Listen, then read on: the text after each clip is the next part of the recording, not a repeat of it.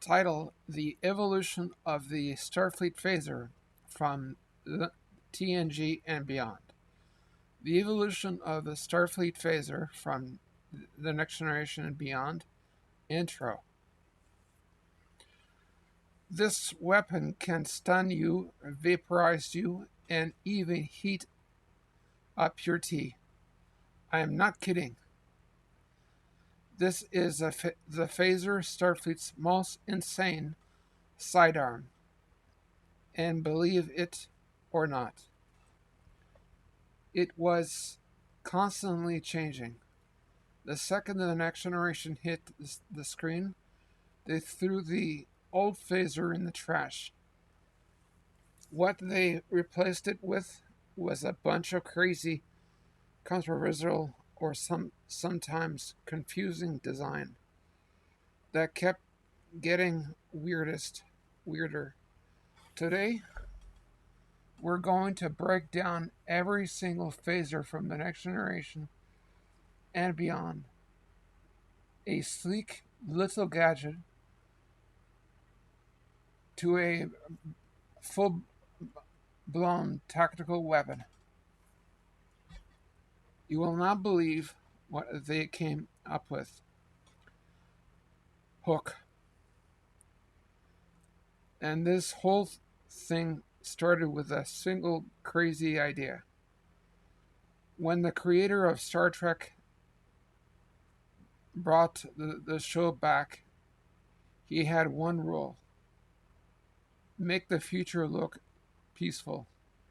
He literally told them he didn't want the new phaser to look like a weapon at all. He wanted them to look like tools. The result? A phaser that looked absolutely nothing like the original. It was crazy risk, showing that this new Star Trek was all talking first, but making a weapon that doesn't look like a weapon created some of the biggest designs challenges you have ever seen, and it forced them to change the phaser again and again.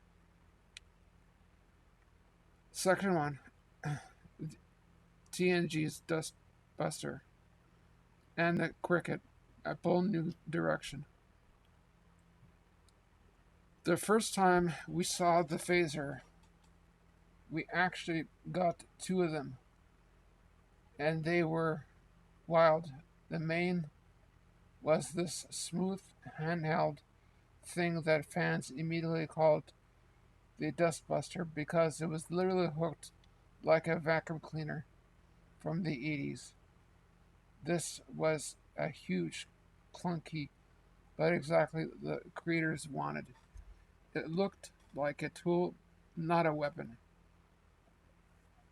A long slide, it it was even smaller than called the Cricket. It was so tiny you could barely see it, and that it was a huge problem on old TVs.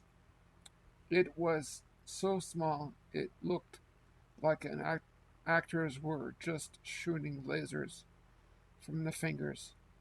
I'm not joking, it looked ridiculous and completely killed the mood. So they basically had to ditch it and use the giant dustbuster for everything in the show. The tiny one was hiding, the big one was standard pistol. The dustbuster had 16 power levels for light stun, literally disintegrating things. It was insane, and it set look for first few seasons of The Next Generation. Section 2, the Cobra, and rise prodigally. But then, just a few seasons in, they threw the Dustbuster in the trash. They changed everything, the uniforms, the sets, and yes, the phasers. The Dustbuster was out, and the Cobra Phaser was in. This thing looked way more aggressive. This new phaser was smaller, leaner, and a big deal. The actors could literally hold it like a real weapon because the last was awkward. In the show, it was just a newer model, but really they just needed something that worked better on camera. This Cobra Phaser was so good, it stuck around for years, showing up in other Star Trek shows. But that, not all. They also dropped the most powerful hand weapons we had seen yet. The phaser rifle was massive, two-handed beast for serious combat. In the show, this rifle was way more powerful than the little phaser because it had a bigger battery, better cooling. Looked like it was part of the same family. The Cobra, it became ultimate weapon for the big ground battles. Section 3, the Dominion War and Boomerang. This where things get serious. a a massive war was about to break out in Star Trek universe, and Starfleet needed an upgrade everything. The old Cobra Phaser just wasn't going to cut it. So, for the movie Star Trek First Contact, revealed a brand new sidearm. Fans called it the Boomerang, or Assault Phaser, and this thing was built for war. It had a super ergonomic grip that fit perfectly in your hand. It was a small change, but it was huge. Bleeding of the sleek future look, a design made for the Cobra. This phaser looked like it had been designed for soldiers. It became the phaser rest of the 24th century, used in the biggest war in Starfleet history, and on the Starship Voyager. But First Contact also gave us maybe the most legendary phaser ever. The new phaser rifle, this thing was a beast in it, militaristically. Militaristic was a collapsible stock, a target scope. It was real industry weapon for Starfleet that was now fighting for survival. It was so good that it showed up in Deep Space Nine right along older rifles. It was mean Starfleet was just handling whatever they had soldiers on the front lines.